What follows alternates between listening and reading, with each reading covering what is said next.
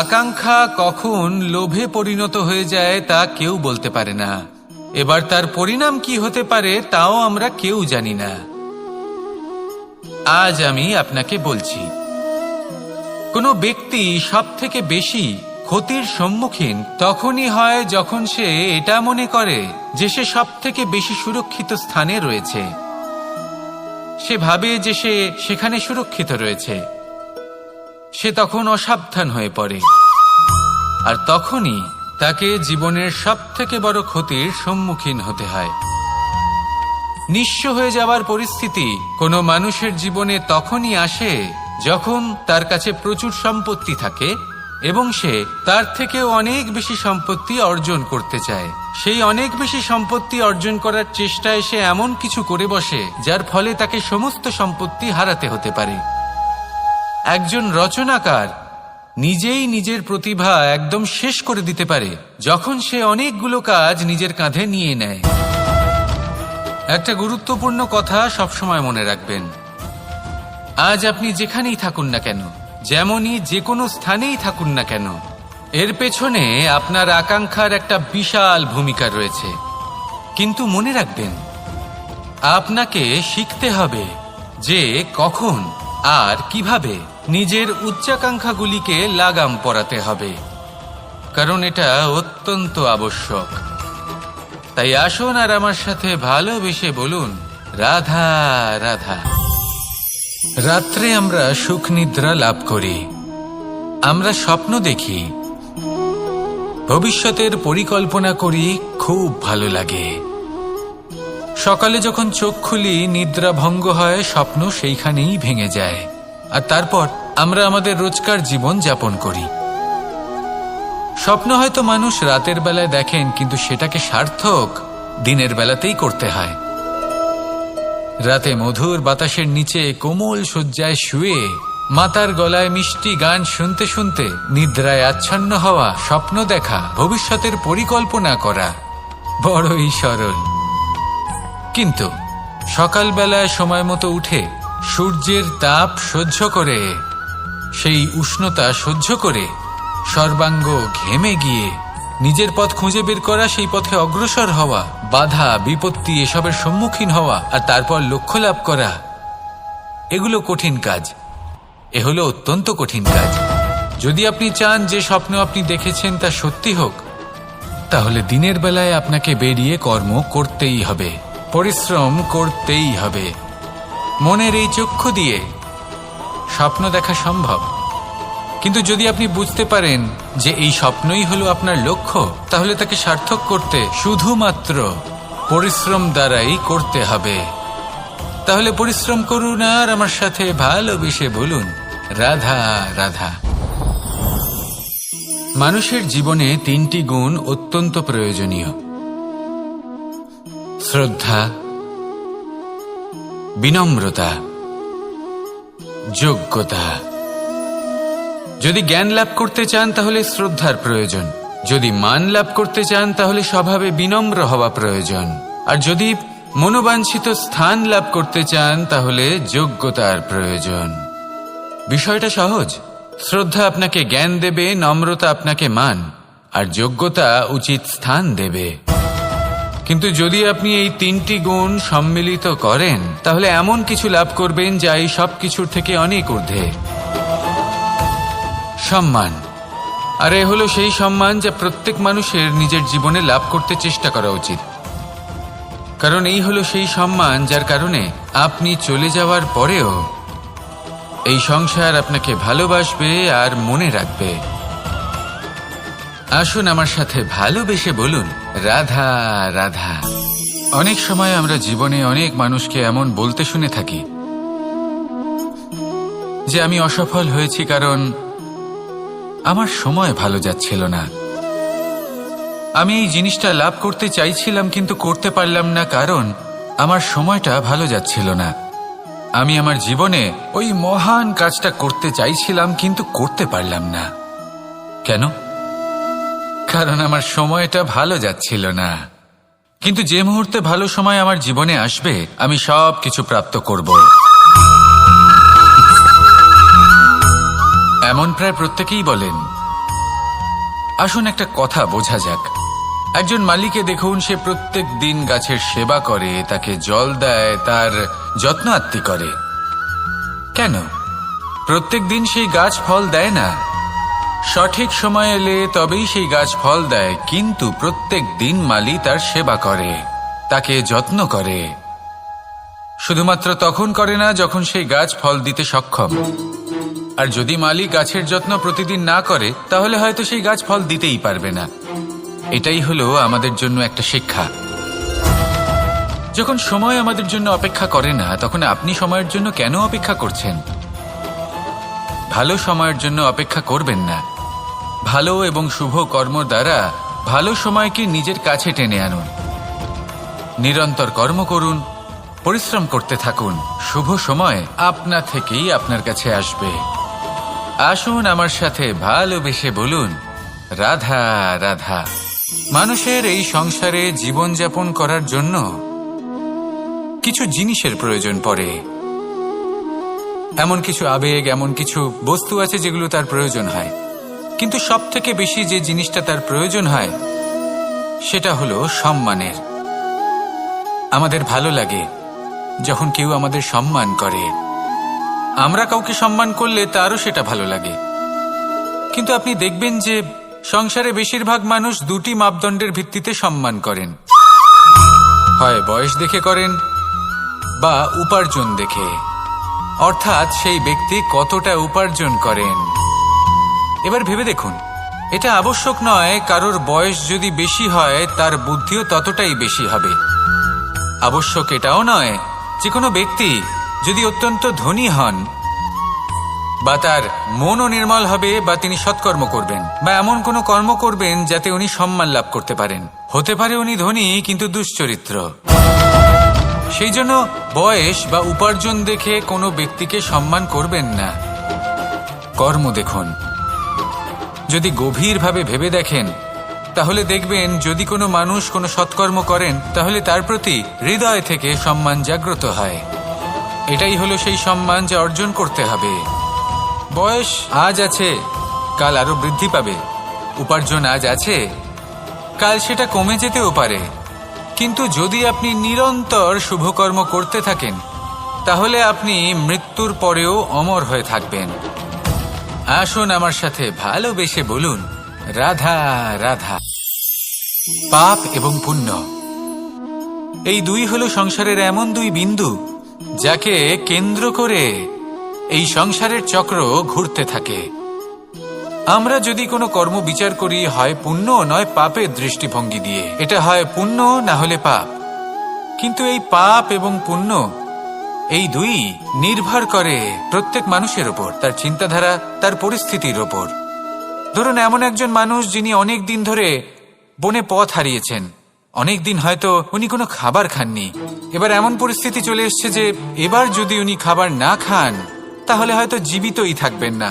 আর এমন অবস্থায় ওনার সামনে যদি কোনো প্রাণী আসে তাহলে তাকে শিকার করা, এটা কিন্তু তার কাছে পাপ নয়।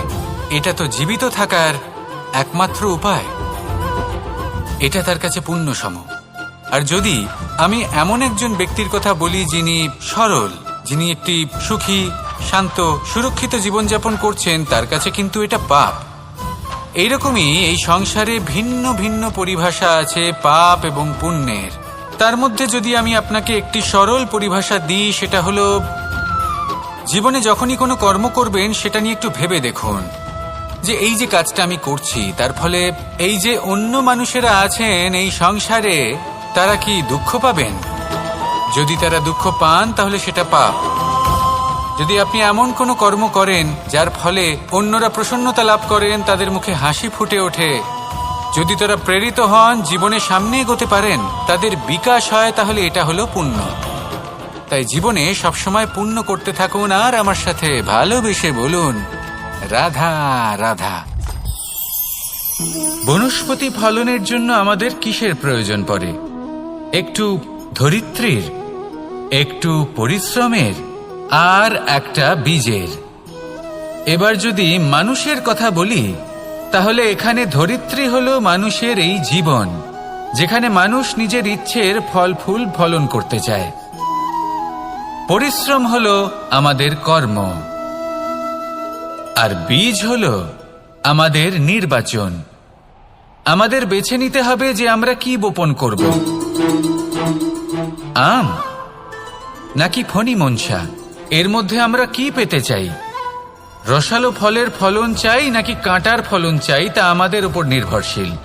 কিন্তু একটা কথা ঠিক, লক্ষ্য যেমনই হোক না কেন, জীবন যেমনই হোক না কেন, যদি আপনি লক্ষ্যের দিকে এগোতে থাকেন তাহলে কর্মের সাথে খামখেয়ালি আচরণ করতে পারবেন না। যদি আপনি এমন করেন তাহলে এটা আপনাকে একটা অনুচিত লক্ষ্যে পৌঁছে দেবে, সেটা কিন্তু নিশ্চিত। সবসময় এটা মনে রাখবেন, কর্মের সাথে খামখেয়ালি হবেন অর্থাৎ কর্মফলও আপনার সাথে খামখেয়ালি হবে। তাহলে নিষ্ঠার সাথে কর্ম করতে থাকুন আর নিজের লক্ষ্যকে প্রাপ্ত করুন। আর আমার সাথে ভালোবেসে বলুন, রাধা রাধা। অগ্নি চতুর্থ তত্ত্ব, সব থেকে বেশি গুরুত্বপূর্ণ কিন্তু তার থেকেও বেশি ভয়াবহ। কখনো অগ্নিকে নিয়ন্ত্রিত রূপে উনুনে জ্বলতে দেখেছেন? এই অগ্নি আমাদের খাবার বানাতে সাহায্য করে, যা আমাদের শক্তি প্রদান করে। কিন্তু এই অগ্নি যখন বিচলিত হয়ে, অনিয়ন্ত্রিত হয়ে কোনো বনের আগুন হয়ে ওঠে, তখন মহা বিনাশ ঘটে যায়। আপনারই অন্তরের ঊর্জা হলো এই অগ্নি। এটা আপনার শক্তিও, আপনার ক্রোধ। একে ব্যবহার কিভাবে করবেন তা আপনারই হাতে। যদি কোনো ব্যক্তি নিজের অন্তরের এই ঊর্জাকে ব্যবহার করেন শক্তির রূপে, তাহলে সে বিকাশ ঘটাতে পারে, নির্মাণ ঘটাতে পারে। কিন্তু যদি কোনো ব্যক্তি তার অন্তরের ঊর্জাকে বিধ্বংসী অস্ত্র বানিয়ে ফেলেন, তাহলে নিশ্চিত রূপে মহা বিনাশ ঘটতে পারে, যাতে বিনাশ তারও অবশ্যই হবে। অনেক বছর পূর্বে এমনই এক আগুনের দ্বারা এই সুন্দর পৃথিবীর নির্মাণ হয়েছিল। আর অনেক বছর পূর্বে এমন এক আগুনেই সমস্ত জীব এবং সংসার বিলুপ্ত হয়ে গেছিল। এবার আপনি আপনার অন্তরের ঊর্জা দ্বারা বিনাশ ঘটাতে চান নাকি নির্মাণ ঘটাতে চান, সেই সিদ্ধান্ত আপনারই। আসুন আমার সাথে ভালোবেসে বলুন, রাধা রাধা। কখনো কখনো এমন হয়, আমরা আমাদের বাড়ির উঠোনে বীজ বপন করি আর তা বিকশিত হয় একটা সুন্দর বৃক্ষে। তার শাখাগুলি প্রতিবেশীর বাড়ি পর্যন্ত পৌঁছয়। ফলের বর্ষণ প্রতিবেশীর বাড়িতেও হয়ে থাকে। আর আমরা ভাবি গাছ আমরা উৎপন্ন করব আর ফল খাবেন আপনারা। এই কেমন কথা হলো? আপনাকে এই কথা বুঝতে হবে যে এসব হলো ভৌতিক বস্তু, সাংসারিক বস্তু। কখনো নিজের বাড়ির বাগানে ভালোবাসার গাছ বপন করে দেখুন। তার শাখাও প্রতিবেশীর বাড়ি পর্যন্ত পৌঁছবে, ফলের বর্ষণ সেখানেও হবে। কিন্তু সেই ফল চাইতে আপনাকে যেতে হবে না, সেই ফল দ্বিগুণ মাত্রায় আবার আপনার কাছেই ফিরে আসবে। তাই নিজের বাড়িতে আর নিজের মনে ভালোবাসার গাছ উৎপন্ন করুন। এই জীবন প্রসন্ন হয়ে বলবে, রাধা রাধা। অ দিয়ে অন্ত, আ দিয়ে আরম্ভ, এই দুইয়েরই রাশি সমান। যদি আপনি মন দিয়ে দেখেন তবে দেখবেন এদের সম্পর্ক খুবই নিবিড়। কিভাবে? যখন কোনো কিছু শুরু হয় এটা নিশ্চিত হয়ে যায় যে তা সমাপ্তও হবে। আরম্ভই যদি না হয় তার সমাপ্তও হবে না। যা আরম্ভ হয়েছে তার সমাপ্তি হলো অবশ্যম্ভাবী। এটাই হলো প্রকৃতির নিয়ম, একে এড়ানো যায় না। এবার এই কথা আমরা সকলে জানি। এবার মানুষ কি ভাবে যে সমাপ্তির পরে কি হতে পারে, এর উত্তর তাদের কাছে নেই। তাদের উচিত অন্য কোনো বিষয় ভাবা যা বেশি গুরুত্বপূর্ণ। এবার মানুষ এটা জানে না যে মৃত্যুর পরে কি হতে পারে, কিন্তু এই কথা অবশ্যই জানে যে জন্ম থেকে মৃত্যু পর্যন্ত এই সময়, যাকে আমরা জীবন বলে থাকি, এই সময় আমরা কর্ম করতে পারি। এই কথা তো আমরা জানি। তাহলে এমন কি কর্ম করা যেতে পারে যা আমাদের সমাপ্তির পরও আমাদের প্রাসঙ্গিক করে রাখতে পারে, এই বিষয়ে ভাবা উচিত। যে জন্মগ্রহণ করেছে তার মৃত্যু হবেই, এটা সাধারণ বিষয়। কিন্তু ইতিহাস আজও সেই সকল মানুষজনকে স্মরণ করেন যাদের এই সংসার তাদের মৃত্যু নয়, বরং তাদের জীবনকালে যে কর্ম তারা করেছেন তার দ্বারা মনে রাখেন। সেই কর্মের কারণে এই সংসারে তাদের নাম, তাদের কর্ম, তাদের ব্যক্তিত্ব, তাদের কীর্তি অমর হয়ে থাকে এবং থাকবে। আপনার কাছে এতটা সময় নেই যতটা আপনার মনে হচ্ছে আপনার কাছে আছে। সেই জন্য যত শীঘ্র সম্ভব শ্রেষ্ঠ কর্ম করুন, যতটা পারবেন ততটা অধিক সুকর্ম করুন। এই সংসারে নিজেকে অমর করে তুলুন আপনার মৃত্যুর পরেও, আর আমার সাথে ভালোবেসে বলুন রাধা রাধা। উমা, এ কি? আমি কখন থেকে এখানে অপেক্ষা করছি, হাত পেতে দাঁড়িয়ে রয়েছি যাতে একটা ফল আমার হাতে এসে পড়ে এবং সেটা আমি খেতে পারি। কখন থেকে অপেক্ষা করছি, কিন্তু সেটা হচ্ছেই না। এবার আপনি বলবেন যে এসব কি বলছি, এ কি অদ্ভুত কথা বলছি। যদি ফল খেতে হয় তাহলে আমাকে বৃক্ষে চড়তে হবে, ফলের কাছে পৌঁছতে হবে, তবেই তো ফল পাবো। এবারে এটা অত্যন্ত সহজ ব্যাপার, কিন্তু এই বিষয়টা আপনি নিজের জীবনের প্রসঙ্গে ভেবে দেখুন। লক্ষ্য কোথায় আছে আপনি জানেন, সেই লক্ষ্যে পৌঁছানোর পথ কি সেটাও আপনি জানেন, সেই পথে চলার ক্ষমতাও আপনার রয়েছে, কিন্তু তাও আপনি নিজের লক্ষ্য লাভ করতে পারছেন না। কেন? কারণ আপনি অপেক্ষা করছেন যে লক্ষ্য আপনার সামনে চলে আসবে, কিন্তু তা হয় না। লক্ষ্য সে যাই হোক না কেন, ধন হোক, প্রেম হোক, কোনো সম্মান হোক বা মোক্ষ হোক, যদি আপনি তার দিকে অগ্রসর না হন তাহলে ফল প্রাপ্তি অসম্ভব ব্যাপার, তা কোনোদিনই হবে না। সেই জন্য আপনার চোখের সামনে আপনি যদি নিজের লক্ষ্যকে দেখতে পান তাহলে উঠুন এবং সেই দিকে অগ্রসর হতে শুরু করুন। নিজের অন্তরের সকল অশুভ গুণ দূর করুন, অলসতা ত্যাগ করুন, অজ্ঞানতা ত্যাগ করে দিন এবং চলতে থাকুন। অবশ্যই মনোবাঞ্ছিত ফল লাভ করতে পারবেন।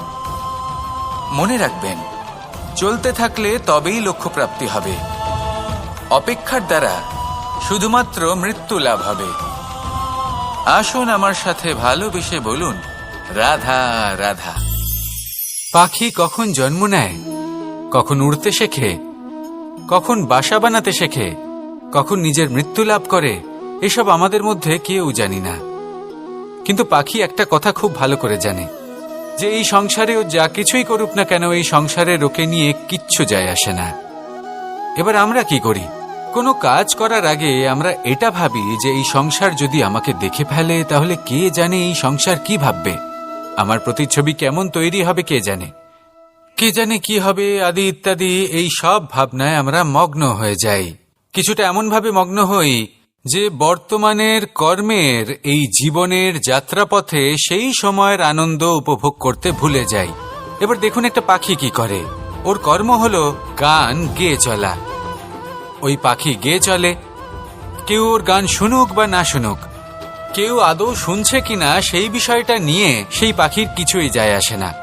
সেই পাখি নিজের কর্ম করতে থাকে। হয়তো সেই জন্যই আপনি কখনো কোনো পাখিকে কাঁদতে দেখবেন না। এরকমই আপনাকে নিজেকে গড়ে তুলতে হবে।